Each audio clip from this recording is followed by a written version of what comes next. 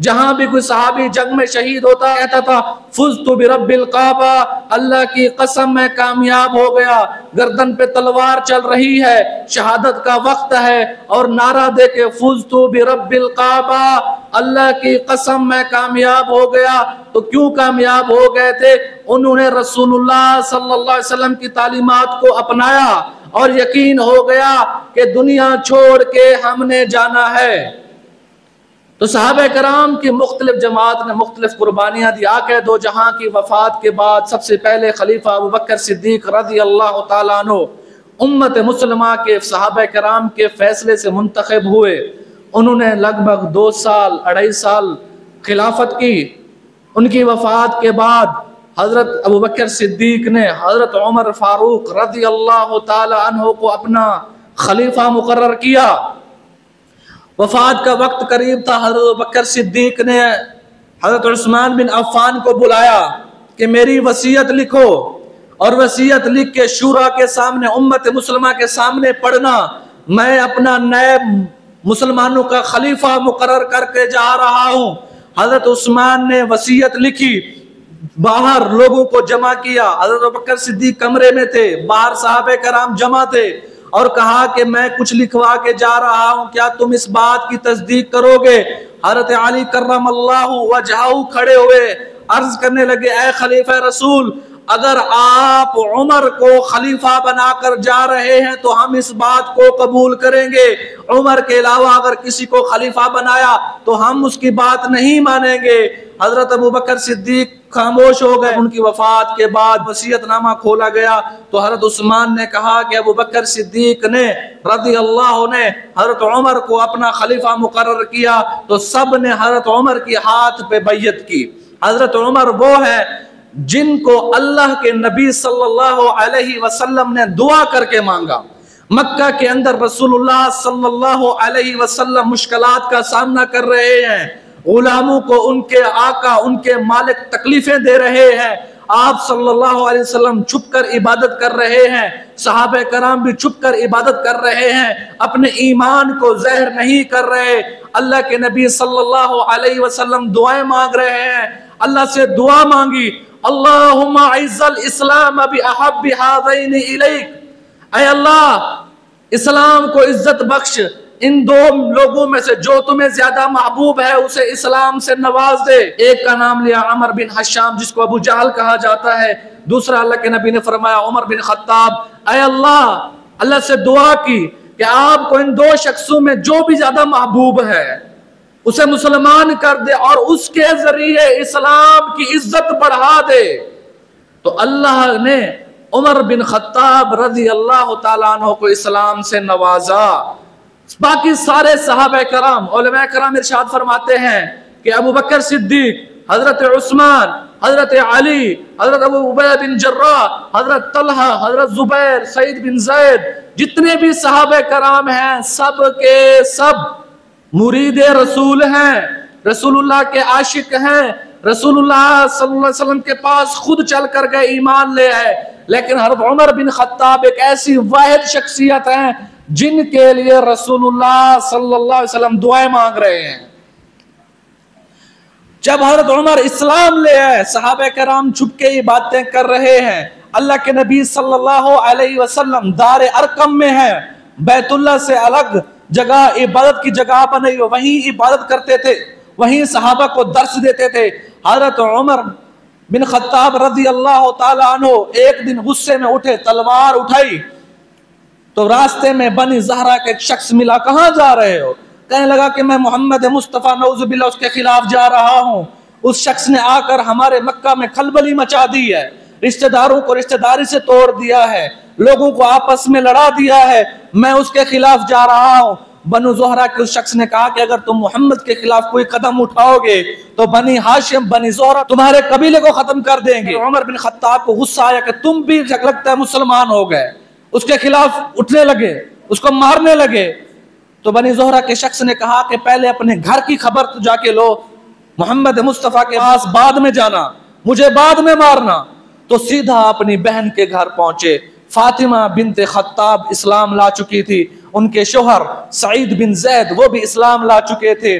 حضرت عمر فاروق رضی اللہ تعالیٰ عنہ گھر کے قریب پہنچے تو وہ اندر خباب بن عرط رضی اللہ تعالیٰ عنہ حضرت عمر کی بہن کو اور ان کے بہنوئی کو قرآن سکھا رہے تھے۔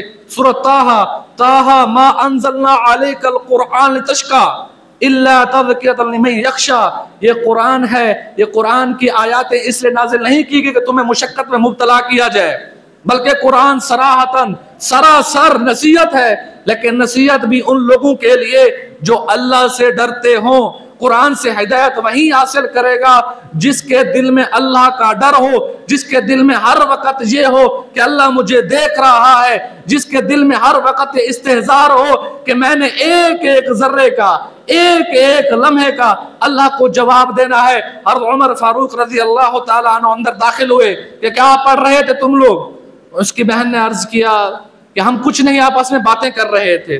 کہا نہیں، کیا پڑھ رہے تھے؟ پھر سعید بن زید کو مارنا شروع کر دیا۔ سعید بن زید کو مار رہے تھے، فاطمہ بنت خطاب روکنے لگی، مت مارو میرے شوہر کو، دھکا دیا، وہ نیچے گری، کسی چیز سے ٹکرا گئی، تھپڑ مارا، ان کے چہرے سے خون جاری ہو گیا۔ تو عمر بن خطاب نے دیکھا کہ ان کی بہن کے چہرے سے خون جاری ہے تو رک گئے، کہا کیا پڑھ رہے تھے، مجھے دکھاؤ۔ حضرت فاطمہ نے جواب دیا ہم اس دین کی تباہ کر رہے ہیں جو تمہارے دین سے بہتر ہے۔ تو کہا کہ مجھے دکھاؤ تم کیا پڑھ رہے تھے؟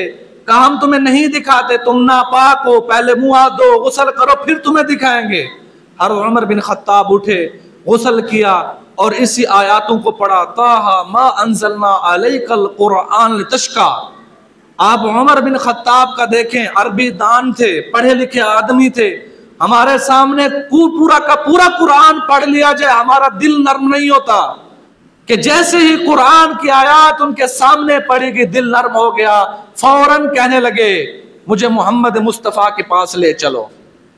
ننگی تلوار لے کر سعید بن زید، خباب بن عرط حضرت عمر کو دار ارقم کی طرف لے کر جا رہے ہیں۔ حضرت عمر کے دل میں اب ایمان گھر کر چکا تھا، ایمان ان کے سامنے واضح ہو چکا تھا کہ کامیابی اسی میں ہے۔ تو صحابہ کرام چوکیداری پہ بیٹھے، دیکھا کہ عمر آ رہا ہے، تلوار بھی لے کر آ رہا ہے، فوراً جا کے رسول اللہ صلی اللہ علیہ وسلم کو اطلاع دی کہ عمر ننگی تلوار لے کر آ رہا ہے۔ حضرت حمزہ اسد اللہ شیر خدا بیٹھے تھے، کہا اگر عمر صحیح نیت سے آ رہا ہے ٹھیک، ورنہ آج اسی کی تلوار سے اسے ختم کر دیں گے۔ اللہ کے نبی صلی اللہ علیہ وسلم کو خبر دی گئی، اللہ کے نبی نے کہا اسے اندر آنے دو۔ اللہ کے نبی صلی اللہ علیہ وسلم کے سامنے پیش ہوئے، اللہ کے نبی نے دامن کو پکڑا اور کہا کہ کب تک عمر تم ایمان نہیں لاؤ گے؟ ابھی تک بھی تمہارے سامنے ایمان روشن نہیں ہوا، تمہارے سامنے اسلام کی سچائی واضح نہیں ہوئی۔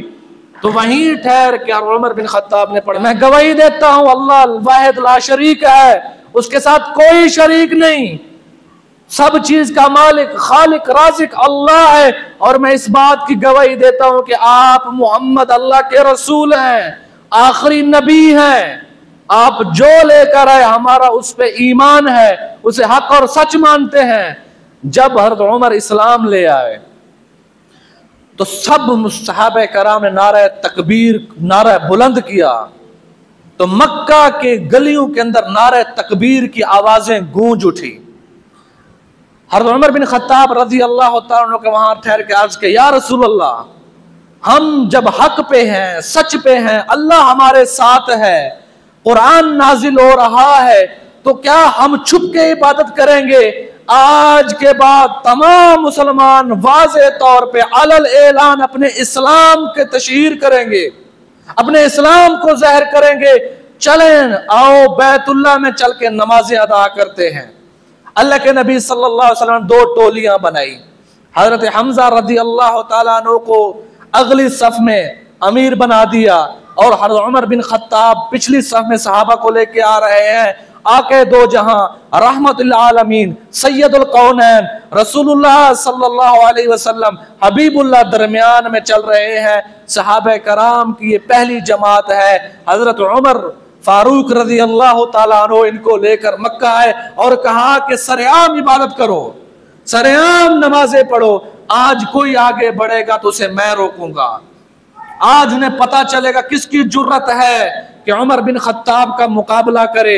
आगे हमजा असदुल्लाह, बहुत बहादुर शख्सियत, पीछे उमर बिन खत्ताब, बहुत बहादुर शख्सियत। अरब वाले काफिर देखते रहे, किसी की जुर्रत नहीं हुई रसूलुल्लाह सल्लल्लाहु अलैहि वसल्लम की तरफ उंगली उठा सकें।